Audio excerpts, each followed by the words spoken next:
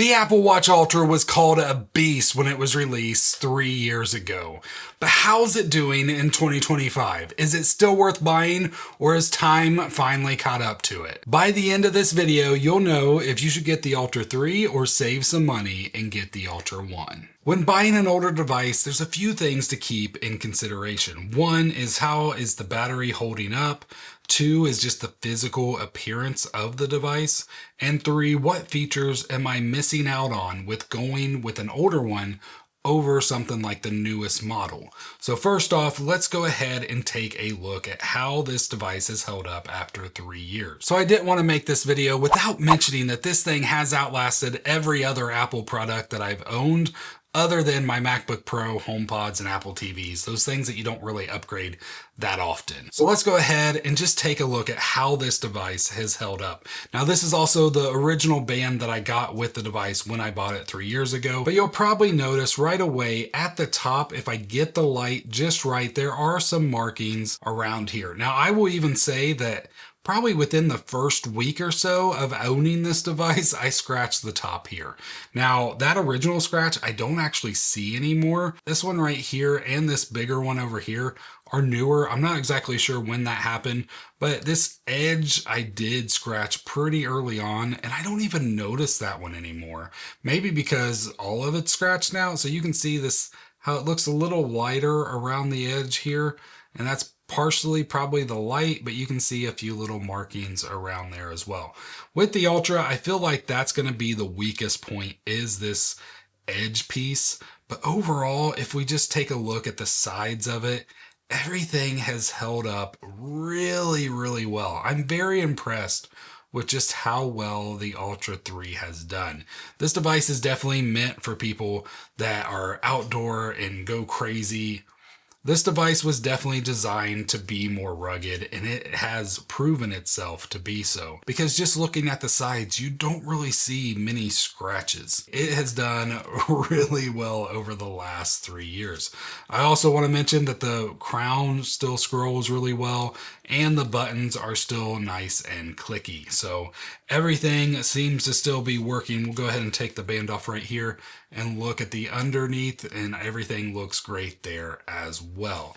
So the band itself, obviously, you know, it's a little bit dirtier than it was 3 years ago. It's got some wear on it, but I could probably wash this and have it a lot cleaner. You can even see underneath where the strap goes, that looks pristine. Like, it looks like how it did 3 years ago for the most part. The clasp itself as well still looks great.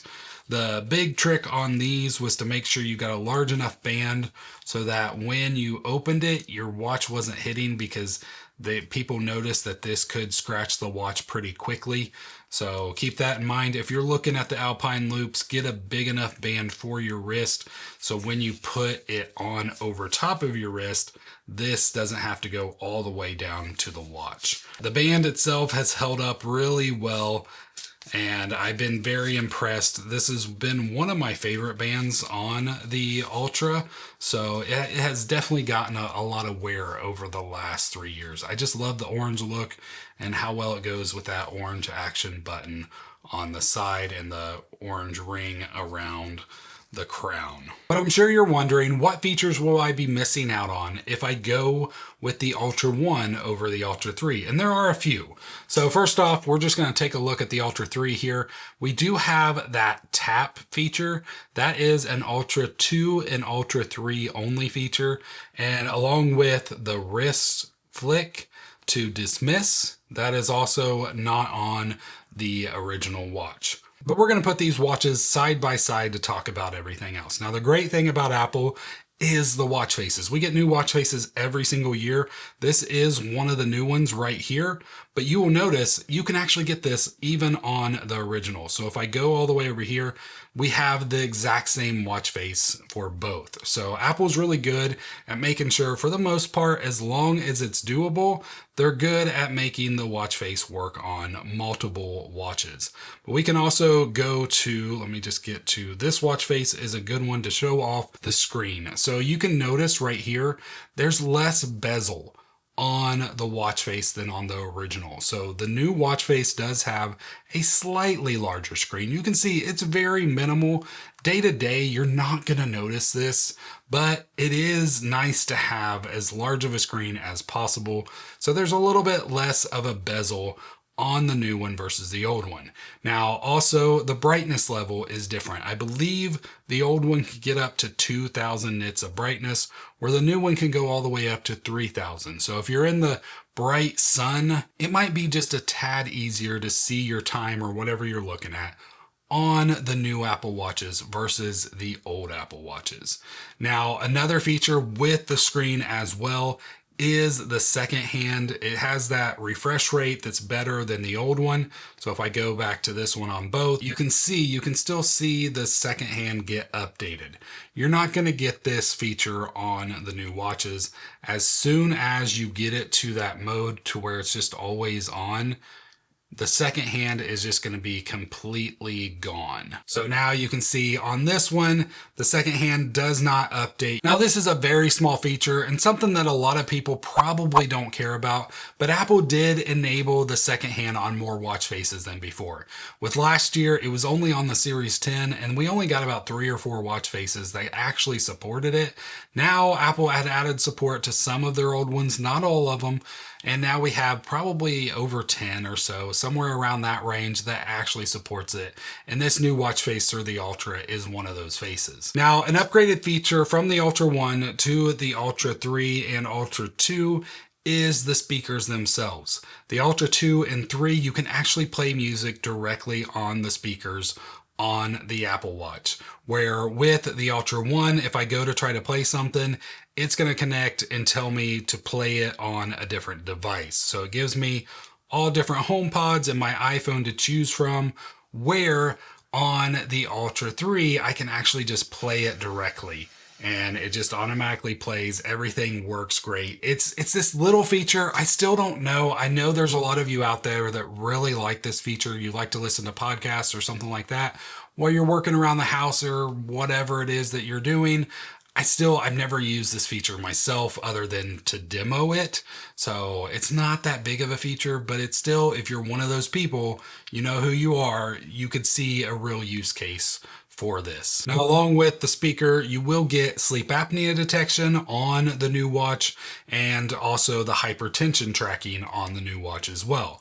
The old watch doesn't have access to either of those, but the great thing about the old watch is that if you get one that hasn't been repaired or sent into Apple for any reason, you will get blood oxygen readings directly onto your watch. So you can see, I can see my last reading was 45 minutes ago, but if I go in here and I open the blood oxygen app on the new watch, you will not get those old readings. I should say you will not get those readings if you're in the US and you buy your device from the US because of the lawsuit with Massimo. But you can still take your reading, and if you want, there is an app, I developed it myself, that you can see right here. You see that 96% as well.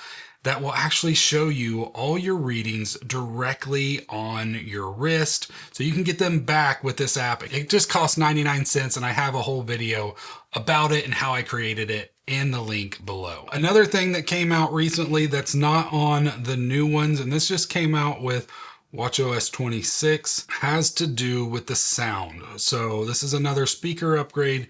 You have the option to have automatically adjusted volume on the new Apple Watch, where the old one just gives you the ability to turn the volume up or down on the Apple Watch. But I'm sure you're wondering, what does this automatically adjusted volume even do? Well, what it does is it uses the mics on the Apple Watch to listen to the noise of the room and then adjust the volumes based on that. So if it's quiet when you're around and that sound goes off, it's not going to be super loud to where you draw a bunch of attention around you. Same thing if it's really loud in the room that you're in, it's going to be louder, so you're more likely to hear it and know that you got that notification. So this is a really nice feature that Apple did add in watchOS 26 with the new watches. And sadly, it's not on the Ultra 1. That the old device has half the storage capacity as the new one. So if we scroll down, you can see the maximum capacity on the old one is 32 gigabytes, where the new one does have a full 64 gigabytes. So if you're somebody that likes to put a bunch of podcasts, a bunch of music, a bunch of photos on your Apple Watch, and you don't want to always have to worry about everything syncing from your phone, then the Apple Watch Ultra 3 is probably the way to go, because you're going to have that extra space to actually store everything. But if you never really bother with that and you don't have to have a ton of apps on your watch or a ton of storage that you really need to store anything on it, then the Ultra 1 is just going to be great, because 32 gigs, as you can see on mine, I've used about half of the storage on my Ultra 1, where my Ultra 2 has plenty of space left. So it all just depends on what you really want. Also, the network, you can see I do have cellular on the Ultra 3. The Ultra 3 does have the ability to have 5G connections, where the Ultra 1 is that LTE connection. Now, personally, my carrier, from what I've seen so far, I'm always still on LTE. I don't know if they'll ever give me that 5G. I use Visible, which goes through Verizon. I'm sure Verizon will eventually offer it, but I think they're still playing catch up on this as far as I understand. So just keep that in mind. Even though you could have 5G speeds, you may not get those 5G speeds. If you are somebody that likes to go hiking and you just want to take your watch with you, you want to leave your phone at home, the Ultra 3 may be the best option for you, because it does have that satellite connectivity. If you did get lost or you don't have cell service, you can connect to the satellites directly on the Ultra 3, where the Ultra 1 does not have that feature. So that could be something, if you know who you are, if that's a feature that you've probably been looking for a while. If you're not somebody that you just want something with a bigger battery, then your Ultra 1 is probably still going to be a great deal. And since we're talking about battery, let's go ahead and take a look at the battery health on the Ultra 1. So if I go back into settings, I come out of the About section, we go into battery right here, and then we scroll down to battery health. And after 3 years, I'm still at 87% capacity. Now, there's a really good chance there are devices out there that are still 3 years old as mine, and are still in their 90%, because I use my devices a lot. I run the betas all year round, which is never the best with battery efficiency. So usually my devices drop their maximum capacity a lot faster than other. But in case you didn't know, what that maximum capacity really means is that when my watch is at 100%, it's really only at 87%. But I will still say this thing has held up amazing. After 3 years, I can still get 36 hours easily out of this device. So overall, and Apple pretty much touted 36, I believe, originally. The Ultra 3 now has up to 42 hours.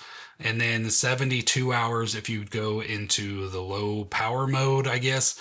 But people have always said they've gotten 4 or 5 days out of the Apple Watches. I've not been one of those people. I've never, 36, 48 may be the longest I've ever gotten. And the fact that this thing can still get me 36 hours after 3 years is insane. So if you're in the market for a watch and you're thinking that, you know what, the Ultra may be the best one for me, but I don't know if I really need the Ultra 3. I'm hoping that this video has helped you. And if it did, please hit that subscribe button. And if you're interested in this watch band that I have on my Ultra 3, I'll put the link down below as well. This is such a great leather band for the Ultra. It was built for the Ultra. And if you want to learn more about the Ultra 3, you can click right here to watch that video. I hope you have a great rest of your day. God bless.